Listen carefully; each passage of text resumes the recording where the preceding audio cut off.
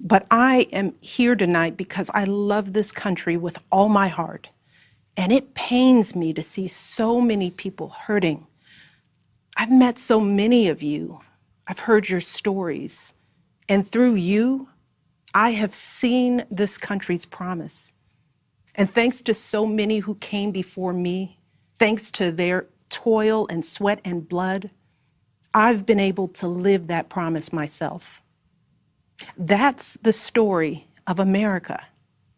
All those folks who sacrificed and overcame so much in their own times because they wanted something more, something better for their kids. There's a lot of beauty in that story. There's a lot of pain in it too. A lot of struggle and injustice and work left to do.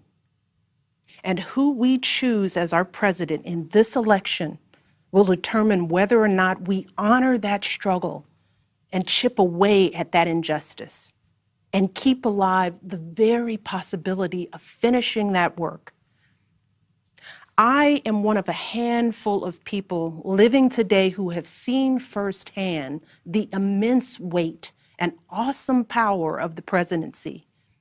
And let me once again tell you this: the job is hard. It requires clear-headed judgment, a mastery of complex and competing issues, a devotion to facts and history, a moral compass, and an ability to listen, and an abiding belief that each of the 330 million lives in the country has meaning and worth. A president's words have the power to move markets. They can start wars or broker peace.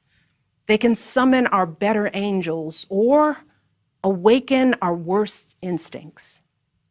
You simply cannot fake your way through this job.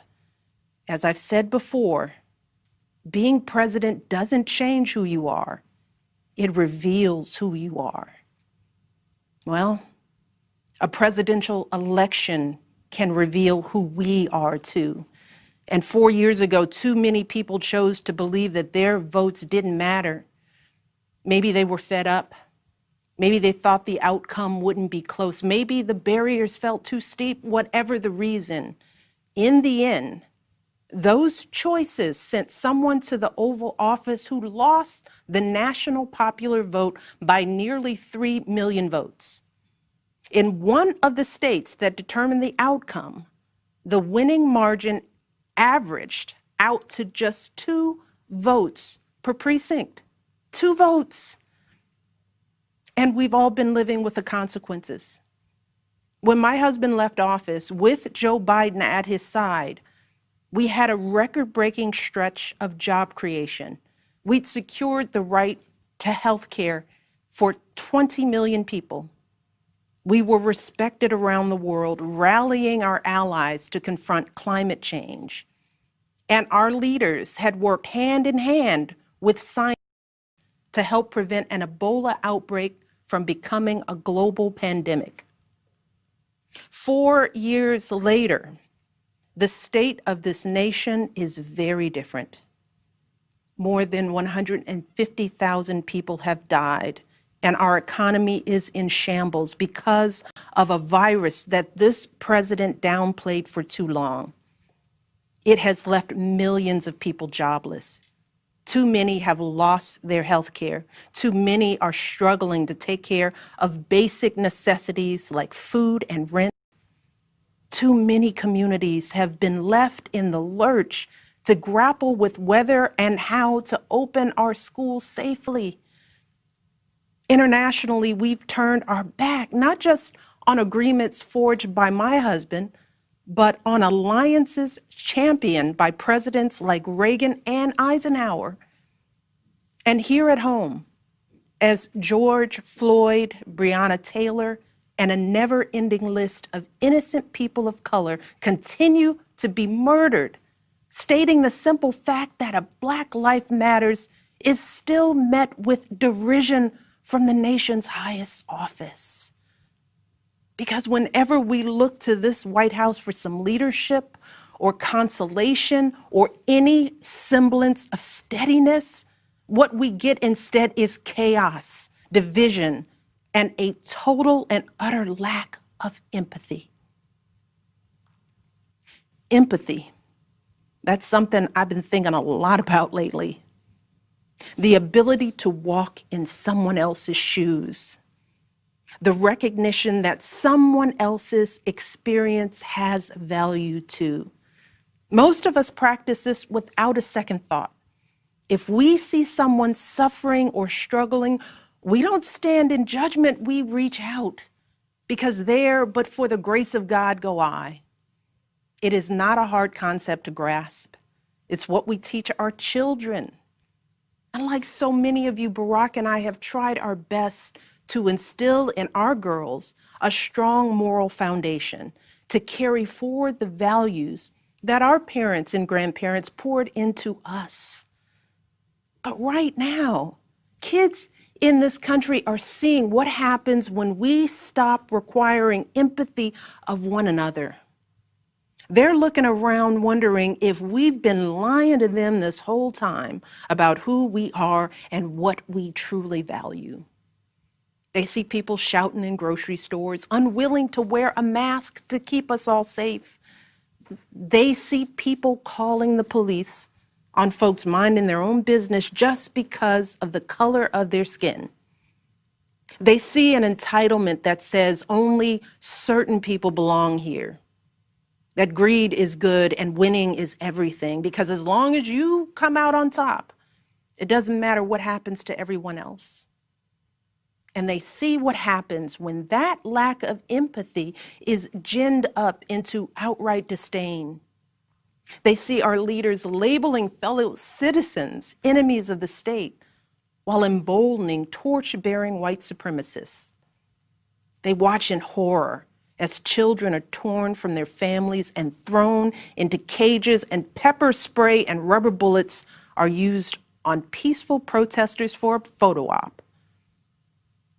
Sadly, this is the America that is on display for the next generation. A nation that's underperforming not simply on matters of policy, but on matters of character. And that's not just disappointing, it's downright infuriating. Because I know the goodness and the grace that is out there in households and neighborhoods all across this nation. And I know that regardless of our race, age, religion, or politics, when we close out the noise and the fear and truly open our hearts, we know that what's going on in this country is just not right. This is not who we want to be. So what do we do now? What's our strategy? Over the past 4 years, a lot of people have asked me, when others are going so low, does going high still really work? My answer, going high is the only thing that works. Because when we go low, when we use those same tactics of degrading and dehumanizing others, we just become part of the ugly noise that's drowning out everything else. We degrade ourselves. We degrade the very causes for which we fight. But let's be clear. Going high does not mean putting on a smile and saying nice things when confronted by viciousness and cruelty. Going high means taking the harder path. It means scraping and clawing our way to that mountaintop. Going high means standing fierce against hatred while remembering that we are one nation under God. And if we want to survive, we've got to find a way to live together and work together across our differences.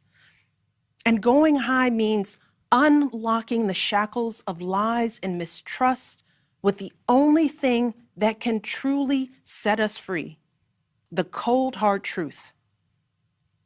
So let me be as honest and clear as I possibly can.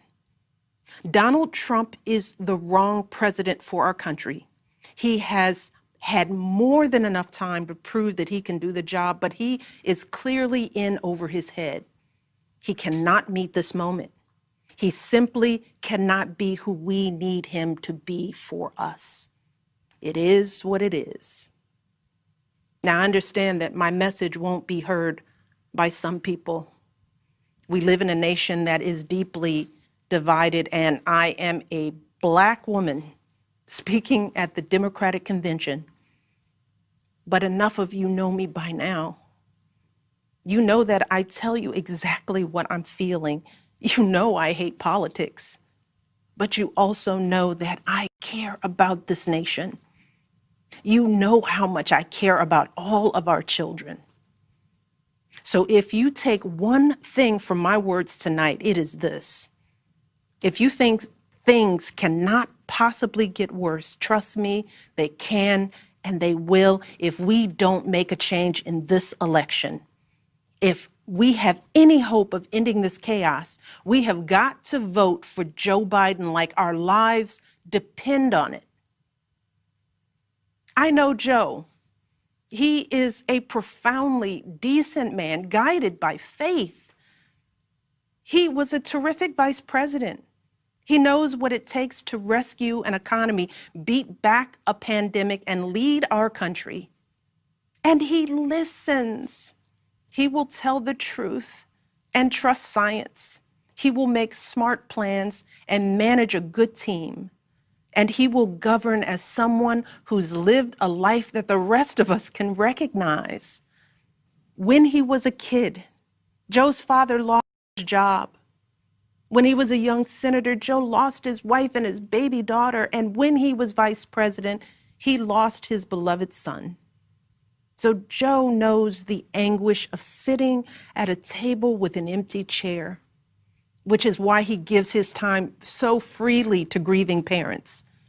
Joe knows what it's like to struggle, which is why he gives his personal phone number to kids overcoming a stutter of their own. His life is a testament to getting back up. And he is going to channel that same grit and passion to pick us all up, to help us heal and guide us forward. Now, Joe is not perfect, and he'd be the first to tell you that.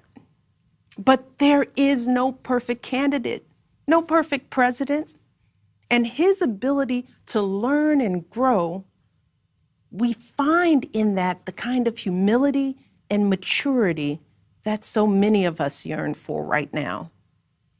Because Joe Biden has served this nation his entire life without ever losing sight of who he is. But more than that, he has never lost sight of who we are, all of us. Joe Biden wants all of our kids to go to a good school, see a doctor when they're sick, live on a healthy planet. And he's got plans to make all of that happen.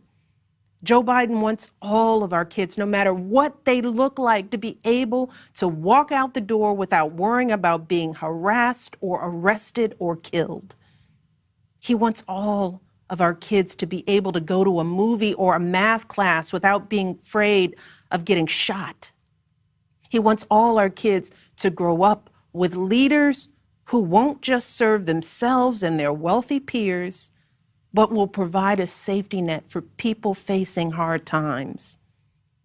And if we want a chance to pursue any of these goals, any of these most basic requirements for a functioning society, we have to vote for Joe Biden in numbers that cannot be ignored. Because right now, folks who know they cannot win fair and square at the ballot box are doing everything they can to stop us from voting. They're closing down polling places in minority neighborhoods. They're purging voter rolls. They're sending people out to intimidate voters, and they're lying about the security of our ballots. These tactics are not new. But this is not the time to withhold our votes in protest or play games with candidates who have no chance of winning. We have got to vote like we did in 2008 and 2012, We've got to show up with the same level of passion and hope for Joe Biden. We've got to vote early, in person if we can. We've got to request our mail-in ballots right now, tonight, and send them back immediately. And follow up to make sure they're received. And then make sure our friends and families do the same. We have got to grab our comfortable shoes, put on our masks, pack a brown bag dinner and maybe breakfast too, because we've got to be willing to stand in line all night if we have to. Look, we have already sacrificed so much this year. So many of you are already going that extra mile. Even when you're exhausted, you're mustering up unimaginable courage to put on those scrubs and give our loved ones a fighting chance. Even when you're anxious, you're delivering those packages, stocking those shelves, and doing all that essential work so that all of us can keep moving forward. Even when it all feels so overwhelming, working parents are somehow piecing it all together without childcare. Teachers are getting creative so that our kids can still learn and grow. Our young people are desperately fighting to pursue their dreams. And when the horrors of systemic racism shook our country and our consciences, millions of Americans of every age, every background rose up to march for each other, crying out for justice and progress. This is who we still are. Compassionate, resilient, decent people whose fortunes are bound up with one another. And it is well past time for our leaders to once again reflect our truth. So it is up to us to add our voices and our votes to the chorus of history, echoing heroes like John Lewis, who said, "When you see something that is not right, you must say something. You must do something." That is the truest form of empathy. Not just feeling, but doing. Not just for ourselves or our kids, but for everyone, for all our kids. And if we want to keep the possibility of progress alive in our time, if we want to be able to look our children in the eye after this election, we have got to reassert our place in American history. And we have got to do everything we can to elect my friend Joe Biden as the next president of the United States. Thank you all. God bless.